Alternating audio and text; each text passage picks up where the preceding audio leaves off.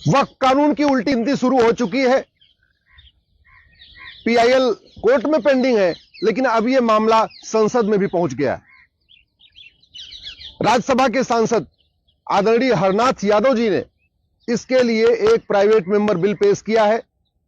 जो हरनाथ यादव जी ने वक्फ कानून खत्म करने के लिए बिल पेश किया, उसका कांग्रेस और उनके सहयोगी दलों ने, इंडी अलायंस ने इसका जबरदस्त विरोध किया।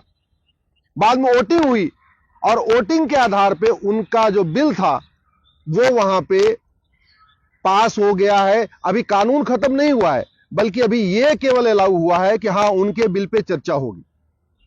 अब जो ये बिल राज्यसभा का है, जो वोटिंग के आधार पे, बहुमत के आधार पे पास हुआ है, यह जाएगा राष्ट्रपति जी के पास। राष्ट्रपति जी उसको अप्रूव करेंगी, फिर वो वापस आएगा वाइस प्रेसिडेंट के पास और फिर राज्यसभा में चर्चा होगी।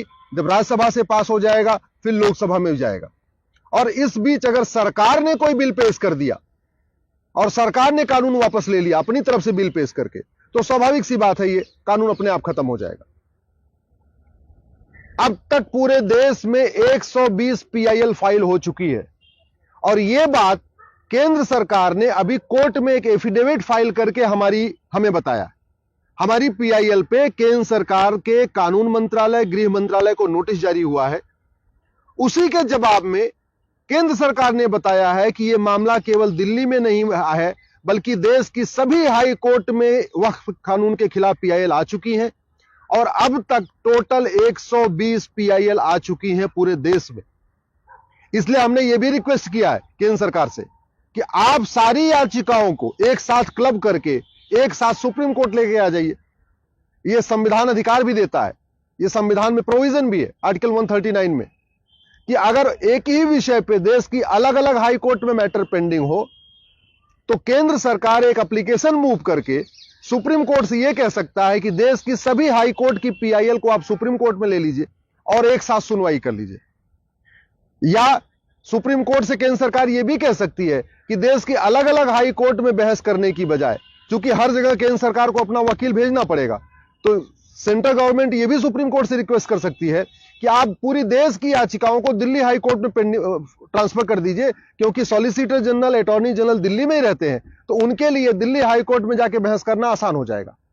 क्या करेंगे, यह सरकार का अपना अधिकार है, सरकार अपनी तय करे, उसकी सरकार की अपनी स्ट्रेटजी होती है। लेकिन हमने जो पीआईएल फाइल करके कहा है कि वक्फ एक्ट जैसा कानून पूरे दुनिया में नहीं है।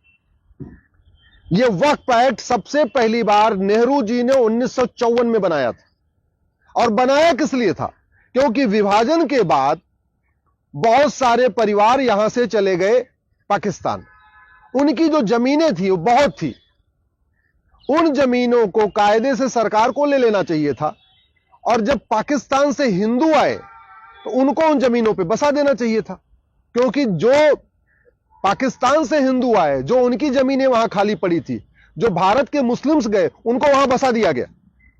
पाकिस्तान सरकार ने यही काम किया कि जो लोग हिंदू अपनी जमीन वहां से छोड़ के आए थे, वो जो उनकी जमीनें खाली पड़ी थी, उसको सबसे पहले क्या किया कि जो भारत के मुस्लिम्स गए थे उनको बसा दिया। इसके अलावा जो और भी जमीनें पड़ी थी उसको सरकार ने खुद ले लिया या आसपास के उस पर हॉस्पिटल बना दिया, कुछ और काम कर दिया। यही काम नेहरू जी को करना चाहिए था कि जितने लोग यहां से गए थे पाकिस्तान, उनकी सबकी जमीनों को एक्वायर कर लेना चाहिए था। जो लोग पाकिस्तान से हिंदू आए थे उनको उस पर बसा देना चाहिए था और जो एक्स्ट्रा जमीन होती उस पर अपना हॉस्पिटल बना सकते थे, स्कूल बना सकते थे, कॉलेज बना सकते थे, यूनिवर्सिटी बना सकते थे, पुलिस लाइन बना सकते थे और भी जो गवर्नमेंट डिपार्टमेंट बना सकते। लेकिन नेहरू जी ने यह काम नहीं किया।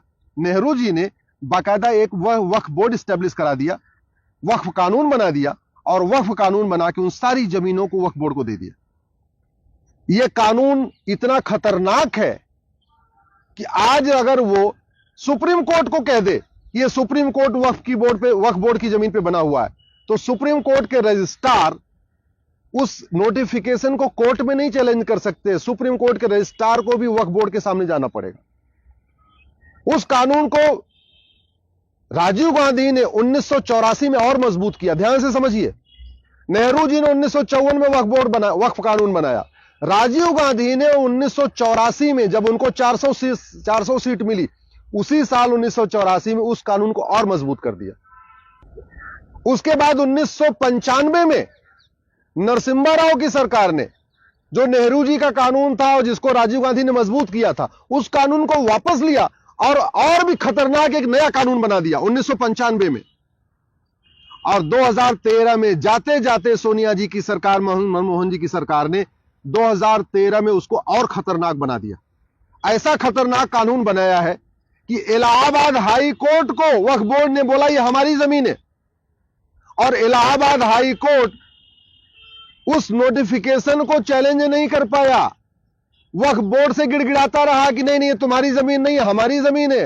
वक्फ बोर्ड नहीं माना। Allahabad high court supreme court आया। ध्यान से समझिए, इलाहाबाद हाई कोर्ट जो सबके मुकदमों का फैसला करता है, वो अपनी जमीन नहीं वक्फ बोर्ड से छुड़ा पाया, उसके लिए उसको सुप्रीम कोर्ट तक आना पड़ा।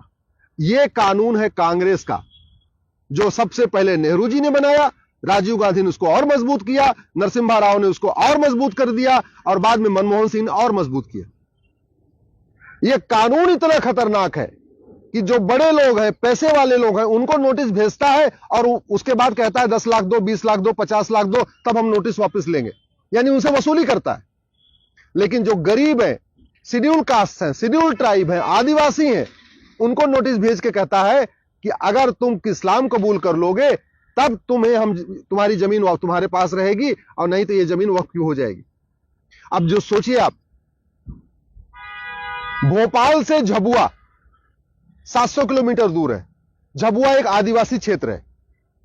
झबुआ के जो आदिवासी हैं, उन्होंने झबुआ की लोकल कोर्ट को भी कभी नहीं देखा। भोपाल तो देखना उनके लिए असंभव है। अब झबुआ में वक्फ बोर्ड एक नोटिस भेजता है और कहता है यह जमीन वक्फ की है। आदिवासियों से कहता है इसका जवाब देने तुम भोपाल आओ। अरे, जिन आदिवासियों ने झबुआ की लोकल कोर्ट नहीं देखी, वो भोपाल 700 किलोमीटर दूर कैसे आएंगे। और फिर कंडीशन क्या रखता है, अगर अपनी जमीन छुड़ानी है तो कन्वर्ट हो जाओ। मेरठ और मुजफ्फरनगर लखनऊ से 600 किलोमीटर दूर है। मेरठ और मुजफ्फरनगर की जमीन पे वक्फ बोर्ड कब्जा करता है, उसके लिए मेरठ मुजफ्फरनगर वालों को लखनऊ जाना पड़ता है, क्योंकि लोकल कोर्ट में उस नोटिस को चैलेंज ही नहीं कर सकते। अच्छा, अगर किसी की प्राइवेट जमीन पे वक्फ बोर्ड कब्जा करता है तो लोग अपनी जमीन के लिए फिर भी लड़ते हैं। लेकिन जो गोचर की जमीन है, जो पार्क है, जो ऊसर जमीन है, जो बंजर जमीन है, जो खेल का मैदान है, उसको जब वो वक्फ बोर्ड कब्जा कर लेता है, उसके खिलाफ तो कोई नहीं लड़ता। लेखपाल पटवारी के पास कहां इतना टाइम है और कहां इतना उनके पास पैसा है।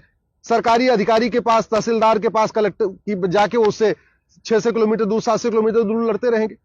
नतीजा यह हुआ है, रेलवे और डिफेंस के बाद सबसे ज्यादा प्रॉपर्टी का मालिक वक्फ बोर्ड बन चुका है। इस समय तीसरे नंबर की प्रॉपर्टी, जितनी प्रॉपर्टी वक्फ बोर्ड के पास है, इतनी प्रॉपर्टी तो मंदिरों के पास नहीं है। हिंदुस्तान में सबसे ज्यादा बहुसंख्यक रहते हैं हिंदू। हिंदुओं के पास लाखों मंदिर हैं, लेकिन जितनी जमीन मंदिरों के पास नहीं है, उससे ज्यादा जमीन वक्फ बोर्ड के पास। मैं सरकार से निवेदन करता हूं, तत्काल इस नेहरू के महापाप को, राजीव गांधी के महापाप को, नरसिम्हा राव के महापाप को और मनमोहन सिंह के महापाप को, इसको वापस करिए, इसको खत्म करिए, इस महापाप का अंत करिए। और जो जमीनें वक्फ बोर्ड के पास है 12 लाख एकड़ के आसपास, इन जमीनों को एक्वायर करिए, वहां पे स्कूल बनाइए, कॉलेज बनाइए, इंजीनियरिंग कॉलेज बनाइए, मेडिकल कॉलेज बनाइए, लॉ कॉलेज बनाइए, पुलिस लाइन बनाइए, जो करना है करिए। वहां से जो पाकिस्तान से विस्थापित आए हुए हैं उनको बसाइए, जो कश्मीर से विस्थापित आए हैं उनको बसाइए, जो कुछ करना है करिए, लेकिन इस कानून को खत्म करिए। मैं धन्यवाद दूंगा रघुनाथ यादव जी को, जिन्होंने साहस दिखाया है। मैं देश के सभी सांसदों से कहता हूं, सभी सांसदों से, वो किसी भी पार्टी के हैं, सबसे हाथ जोड़ के निवेदन करता हूं, वक्फ बोर्ड के खिलाफ, वक्फ एक्ट के खिलाफ आवाज उठाइए। नहीं तो याद रखिए, 20 से 25 साल के बाद आप ही के बच्चे आपसे सवाल पूछेंगे कि आप पार्लियामेंट में रह के क्या किए, आपने वक्फ कानून के खिलाफ आवाज क्यों नहीं उठाया।